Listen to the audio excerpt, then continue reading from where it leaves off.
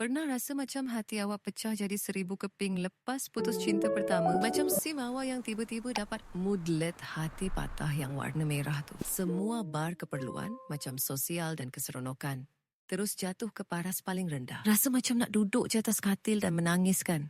Ini normal. Tapi macam mana nak recharge SIM awak semula? Ini dia cheat code untuk pulihkan diri. Pertama, terima kesedihan tu. Biarkan moodlet sedih itu ada sekejap. SIM awak perlukan masa untuk proses emosi. Kedua, boost bar sosial, telefon kawan baik awak. Pergi keluar lepak atau buat parti pijama. Interaksi positif akan naikkan semula meter kebahagiaan. Ketiga, belajar skill baru. Macam melukis, main gitar atau memasak. Setiap kali skill awak naik level, awak akan dapat moodlet.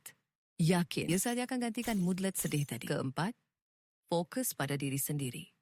Buat benda yang awak suka. Mandi buih lama-lama, baca buku atau bersenam. Penuhkan semua bar keperluan awak sampai warna hijau. Ingat, luar adalah watak utama dalam game hidup awak. Putus cinta ni cuma satu quest yang akan buat awak lebih kuat. Cuba cheat code ni dan lihat SIM dalam diri awak kembali bersinar.